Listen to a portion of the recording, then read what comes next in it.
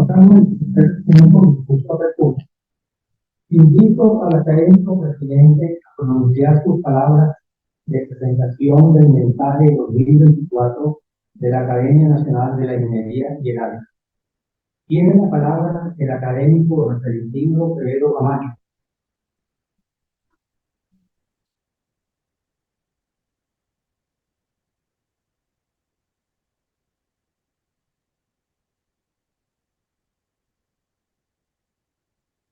Distinguidos miembros del comité directivo, individuos de número, miembros correspondientes y voluntarios, asesores de las comisiones técnicas de la Academia de Ingeniería y el Arte, señores presidentes, individuos de número y demás miembros de las academias nacionales que nos honran con su presencia, señores rectores, vicerrectores, secretarios y decanos de universidades nacionales, presentes a través de Internet, distinguidos representantes de instituciones signatarias de convenio con la Academia de Organismo Internacional, distinguidos presidentes, expresidentes y demás miembros de la Real Academia de Ingeniería del Reino de España, señores invitados especiales, señores y señores. Hoy se abren de nuevo las puertas de este histórico paraninfo para celebrar la sesión solemne correspondiente al mensaje anual de la Academia Nacional de la Ingeniería y el Arte,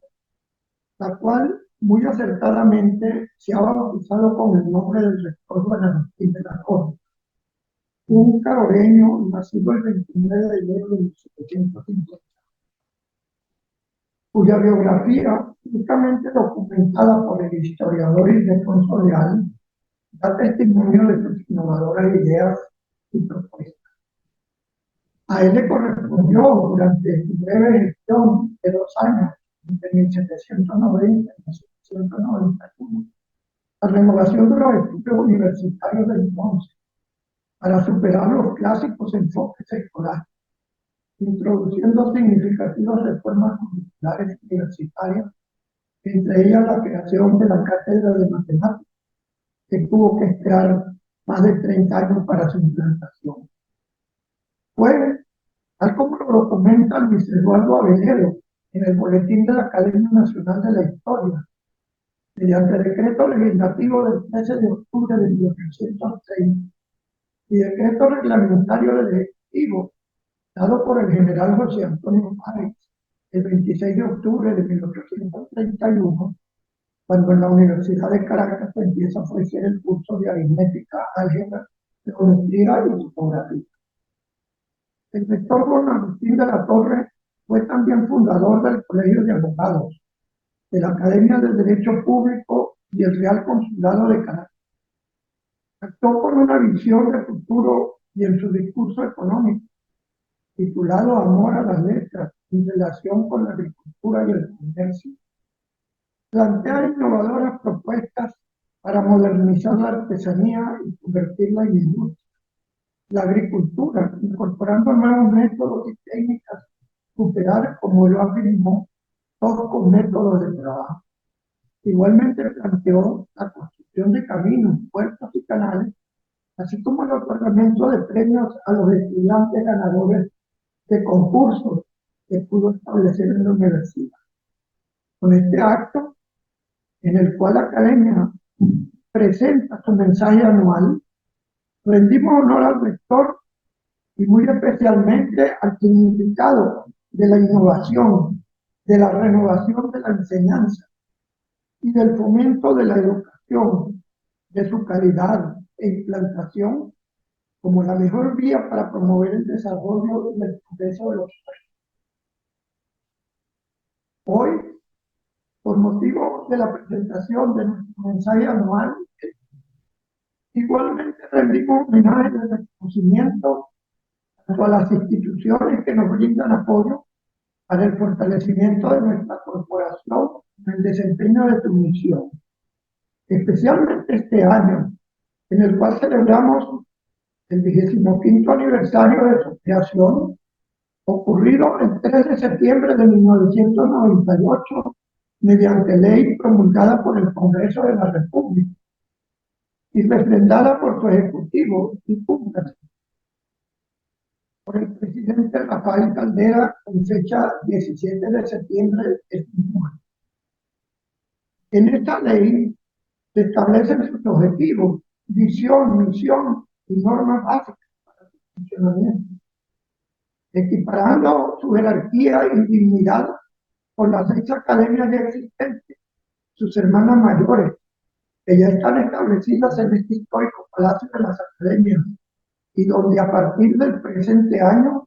esperamos estar instalados con la buena voluntad de la Academia Nacional de la Historia y su directora, la doctora María Elena González de Lucas, institución que cederá algunos de sus amplios espacios de los cuales disponen para instalar nuestras oficinas. Hacemos del mismo modo reconocimiento a la Academia de Ciencias Físicas, Matemáticas y Naturales y a la directora, doctora Liliana López, por el apoyo que siempre hemos recibido para realizar actividades en este palacio, aún estando fuera de estos viejos cimientos, para realizar actividades, recibir mensajes y correspondencia y disponer de un punto de referencia en el céntrico e histórico lugar. Reconocemos análogamente a la Real Academia de Ingeniería de España y al expresidente Antonio Corino Martínez por la excelente acogida en su seno de la Comisión de España de nuestra corporación, ratificada por el apoyo de su actual presidente, don Jaime Domínguez Abascal, lo cual ha posibilitado a un numeroso grupo de académicos y ciudadanos en la diáspora integrarse como un equipo altamente eficaz en su misión, bajo el alero del Palacio del Marqués de Villafranca, en la ciudad de Madrid, es la sede de esta Real Corporación. También hacemos un especial reconocimiento a la Fundación Oscar Ian, con cuya generosidad, apoyo permanente y solidaridad ha sido posible costear aquellos gastos básicos de subsistencia para realizar nuestras actividades. Por otra parte, hoy entregaremos los diplomas al mérito a nuestros comisionados, que se han distinguido por su participación, su actividad, brillantez y aportes en sus respectivos equipos de trabajo temático, dentro de las 18 comisiones que conforman la organización básica y los talleres de trabajo intelectual que animan el accionar de la academia, mediante centenares de eventos de gestión del conocimiento, que van quedando documentados en artículos científicos de nuestro boletín, textos y memorias de conferencias, mesas redondas, talleres, seminarios y congresos vinculados a la ingeniería, la arquitectura y el urbanismo. Ellos son el eje central de la actividad intelectual que, bajo la presidencia de un académico en cada caso, impulsan con su creatividad, imaginación, aporte intelectual y dinamismo el mensaje, la misión y visión de la academia a todos ellos, a quienes mencionaremos en el acto de entrega nuestra gratitud y nuestro respaldo. El mensaje anual en la pluma del ilustre comisionado Álvaro Llaves, que lo hará desde el país del norte, constituye una oración de esperanza, una invocación al optimismo y a la confianza en la venezolanidad, un sueño de motivaciones por cumplir y un llamado a la sociedad venezolana para movilizarse en busca del cambio, de la modernidad, de los valores trascendentales del hombre, y en las atribuladas horas que vivimos, un llamado a aprovechar la riqueza natural que nos ha regalado la providencia para maximizar el uso de la energía, fuente esencial de la vida y elemento básico para el funcionamiento de nuestra sociedad. Para que podamos afirmar, como él lo señalará, transformemos la industria energética venezolana con visión de futuro. Este año 2024, la Academia de Ingeniería y el Hábitat ha escogido un tema central: Venezuela, petróleo y energía, proceso complejo y necesario, bajo la ilustrada exposición del conferencista David Morán, cuya presentación será realizada por el académico Sergio Marín.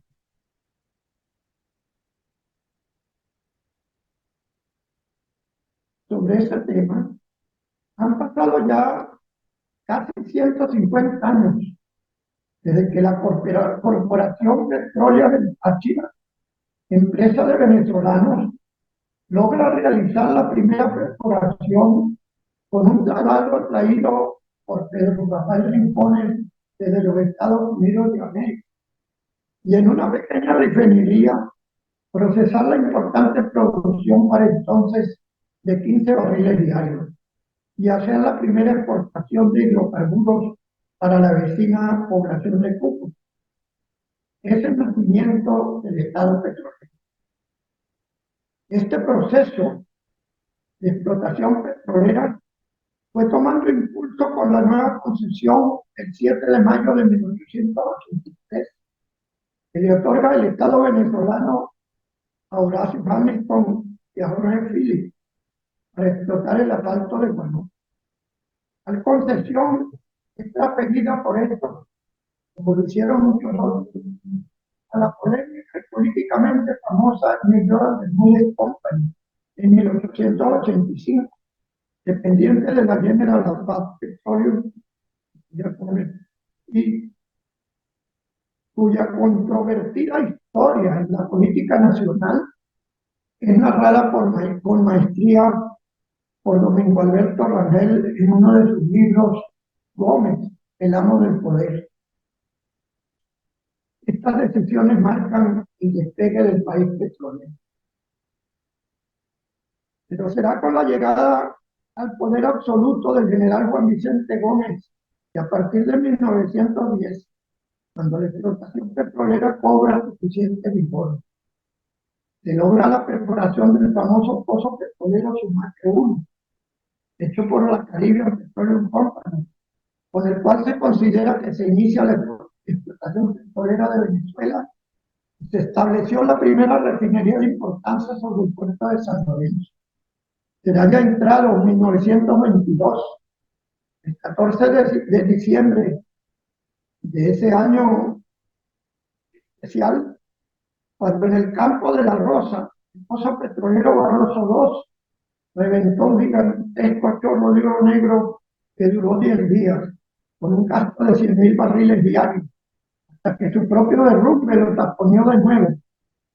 Allí nació la producción petrolera en gran escala y con ella la transformación del país agrícola y rural al minero y urbano que hoy tenemos. Tradicional Venezuela agropecuaria, cuya crisis, agravada por las guerras de independencia y las múltiples civiles que le siguieron, recibió la estocada final con el proceso de producción petrolera, que provocó la masiva migración de la población rural hacia las zonas petroleras, el abandono de los campos y el surgimiento anárquico de los asentamientos urbanos que dieron lugar a nuevas ciudades y al crecimiento desordenado y masivo de las ya existentes, dejando a los poblados rurales en aquel estado de postración, atraso y decadencia que también relata Miguel Otero Silva en su novela Casa Muerta, y a las formaciones urbanas alrededor de los campos petroleros que el mismo escritor describe en la oficina número 1. La economía del país cambió de una derivada o que derivaba sus magros ingresos de la agricultura a otra, que ya a la muerte del general Juan Vicente Gómez percibió 85% de sus ingresos provenientes del petróleo, cerrando el ciclo de la crisis agropecuaria con el llamado programa de febrero del general Elías López Contreras. Ya para 1945, lo accede al poder la Revolución de Octubre, con el indiscutible líder Rómulo Betancourt a la cabeza. Estos ingresos representan el 93% enrumbando al país por la senda del desarrollo, cuyo continuado progreso se puede afirmar que duró los últimos 3/4 del siglo XX. Cito, en el preámbulo de la presentación de nuestro conferencista, de manera general estos hechos históricos, porque es necesario refrescar la memoria a nuestras generaciones presentes sobre el eje estratégico de nuestro proceso de desarrollo alrededor del petróleo y la energía, factores que bien manejados han podido colocarnos en la cumbre del desarrollo y la modernidad de los pueblos del mundo, a nuestro país, con fondos que ya para el último quinquenio del siglo XX permitieron ingresos anuales de 15.217 millones de dólares por año, y que en esos años anteriores fueron los responsables del gran desarrollo que tuvo la República Civil. Y es bueno destacar, como lo cita el periodista Ángel Bermúdez a través de la BBC Mundo el 25 de febrero de 1916, él destaca que entre 1999 y el 2014, durante el tiempo que duró el gobierno del fallecido teniente coronel Hugo Chávez, el ingreso petrolero se disparó a la inconmensurable cifra de 960.589 millones de dólares. Es decir, un ingreso anual de 56.500 millones de dólares, cifra equivalente a 64 veces el monto del Plan Marshall, que sirvió para reconstruir Europa después de la Segunda Guerra Mundial, y que no fueron suficientes para cubrir la voracidad fiscal de estos tiempos. Según esas mismas fuentes, provenientes también del reputado economista Ricardo Hauptmann, en la plataforma Ecoanalítica, solo en el año 2012, con el precio del petróleo a $102 por barril, el gasto fiscal ascendió al equivalente como si tuviéramos $196 por barril, con un déficit acumulado de 17% del Producto Interno Bruto, déficit que fue cubierto con deuda pública internacional. Si se suma el ingreso petrolero al ingreso petrolero los montos de la deuda pública contratada entonces, aquel gobierno dispuso de más de 1 millón de millones de dólares que para minimizarlos fueron bautizados como miliardistas que se escaparon de la riqueza nacional. Nivel de gasto que no solo no se tradujo en desarrollo del país debido a la incapacidad administrativa continuada hasta hoy y a la gigantesca corrupción, malversación y sustracción del erario público de los altos funcionarios del Estado, como el mismo magistrado nacional y otros altos personeros, así lo han declarado y lo han hecho público por todos los medios. Una visión actualizada de tan dramática situación la ofrece el estudio realizado por la Universidad Católica Andrés Bello en su encuesta nacional de condiciones de vida de COVID 2023. Según esta, la educación, que es un factor esencial del desarrollo de los pueblos, está en crisis. Mientras la demanda potencial de educación es de 11.597.754 niños y jóvenes, la cobertura apenas alcanza a 7.613.227, el 66%. Y de esto, entre los 3 y los 17 años, un 40% tiene una asistencia irregular o no se presenta por huelgas, enfermedades, falta de comida o de escuela. Y lo más grave aún, que los jóvenes A los jóvenes ya no los motiva a estudiar, no lo consideran útil, no es de interés para ellos,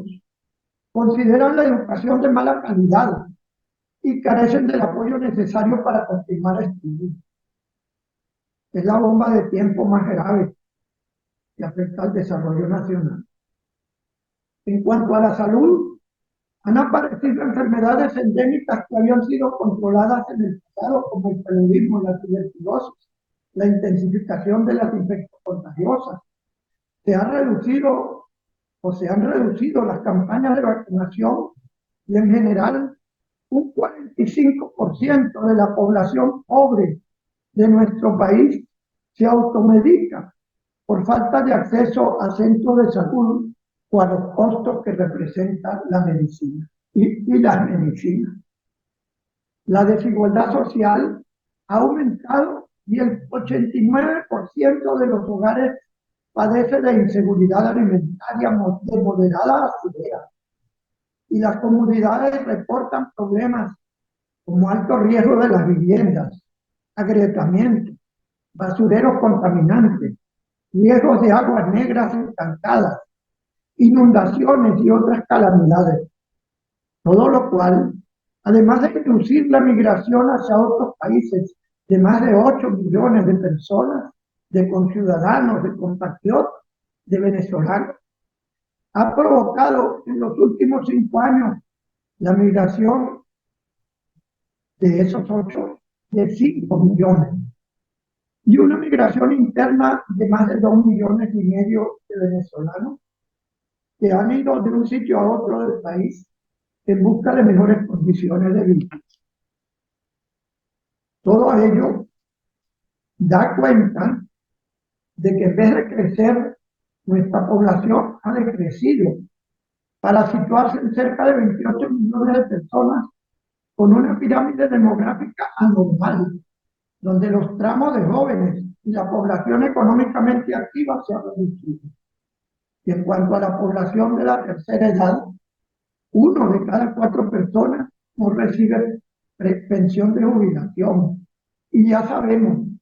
que las remuneraciones de los pensionados no alcanzan para cubrir las necesidades básicas. Me hubiera gustado en estas palabras de introducción perfilar una situación diferente, pero la objetividad nos obliga a dibujar el dramatismo de nuestra situación actual y también nos indica la necesidad de cambios profundos en el sistema de gobernanza, en la necesidad de reinstitucionalizar la sociedad venezolana, en asegurar para el resto del presente siglo un modelo de desarrollo soberano y sostenible, independiente de la explotación por países extraños y lejanos de nuestro propio continente. Para un país independiente de la explotación, un país democrático y alternativo en su origen, que garantice los derechos humanos, las libertades públicas, libre de presos de conciencia y también de malversadores del erario público, gobiernos austeros y preocupados por el bienestar social, por separación de poderes y el imperio del Estado de Derecho y de Justicia. Este es el marco que aspiramos para Venezuela, y en ese contexto confiamos que nuestra Academia Nacional de la Ingeniería y el Hábitat continuará su labor creadora al servicio de la nación, aportando sus estudios, investigaciones, orientaciones y pronunciamientos para contribuir al desarrollo nacional. Este año, cuando celebramos el 25º aniversario de la creación de nuestra corporación, hemos querido destacar el tema del petróleo y la energía por ser estos factores estratégicos que han determinado la vida de la nación en los últimos 100 años y cuya dotación, con inconmensurables proporciones, si se manejan con eficacia, con pulcritud, disciplina y optimización, seguramente volverán a constituir para el país la base de su independencia, bienestar y dignidad. Oigamos pues a nuestros expertos en el tema y elevemos nuestro pensamiento hacia el futuro con la esperanza de una Venezuela mejor. Muchas gracias.